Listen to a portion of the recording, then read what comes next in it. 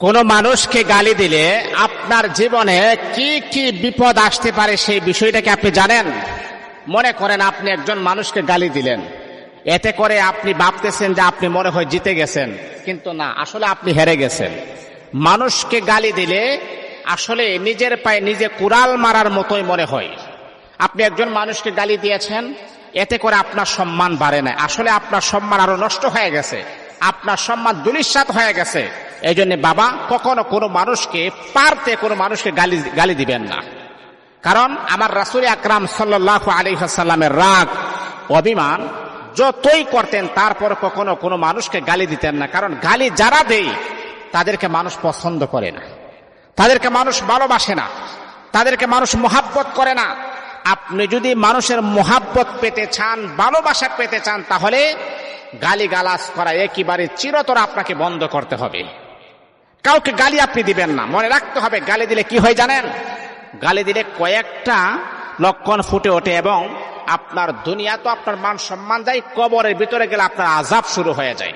প্রথমে যদি আপনি কাউকে গালি দেন, যদি তার যদি কোনো দোষ না থাকে, অন্যায় না থাকে, অপরাধ না থাকে, প্রথম নাম্বার হচ্ছে গালির কারণে আপনার কবরের ভিতরে আযাব চলে আসে।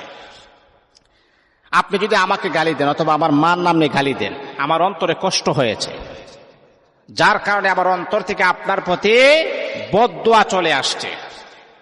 বদদুয়া চলে আসার কারণে আপনার গুনাহ হয়েছে।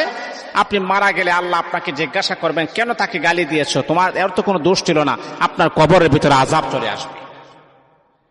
হ্যাঁ বন্ধুরে আমার শোনা, যদি আপনি গালিগালাজ করেন, তাহলে যেই সমস্ত মানুষেরা আপনাকে পছন্দ করতো, আপনাকে ভালোবাসতো, এমনকি তারা আপনাকে ভালো জানতো, গালির কারণে আপনার সম্পর্ক নষ্ট হবে, গালির কারণে আপনার পরিচয় নষ্ট হবে। যারা আপনাকে সম্মান করতো, যারা আপনাকে শ্রদ্ধা করতো, তারা কখনো কল্পনাই করে না আপনি যে এত খারাপ গালিগালাজ করতে পারেন। কিন্তু আপনি যখন গালিগালাজ, যখন আপনার মুখের ভাষা যখন খারাপ করবেন, যারা আপনাকে শ্রদ্ধা করত, সম্মান করত, ভালোবাসত, ওই সমস্ত মানুষেরা আপনাকে আর আগের মতো সম্মান আর শ্রদ্ধা করবে না। তা গালির কারণে আপনার সম্পর্ক নষ্ট হবে। যদি আপনি গালি দেন, জাহান্নামের আগুনের জন্য আপনি প্রস্তুত থাকুন।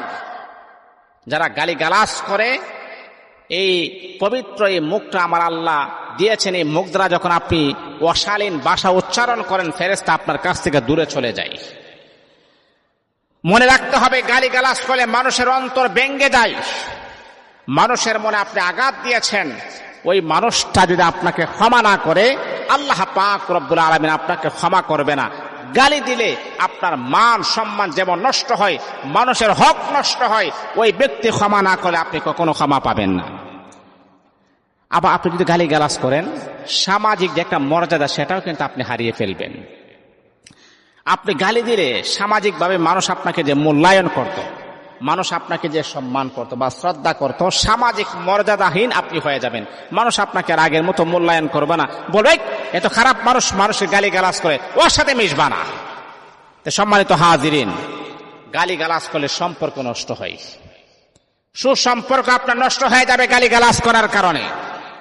আর গালিগালাজ আল্লাহর কাছে অপছন্দনীয় কাজ। আল্লাহ আপনাকে ঘৃণা করবেন, আল্লাহ আপনাকে ভালোবাসবেন না। এই জন্যে আমি আপনাদেরকে পায়ে হাত রেখে বলি, জোরালো হাত রেখে বলি, কখনো কাউকে গালিগালাজ করবেন না, সম্পর্ক নষ্ট করবেন না।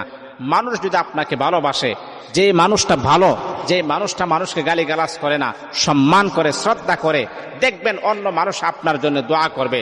আর আপনি যদি মুখের ভাষা খারাপ করেন, মানুষ আপনার জন্য বদদোয়া করবে, আল্লাহর কাছে আপনার বিরুদ্ধে নালিশ করবে। এই জন্য কখনো কাউকে গালিগালাজ করবেন না। আল্লাহ আমাদের সবাইকে বুঝার তৌফিক দান করুন।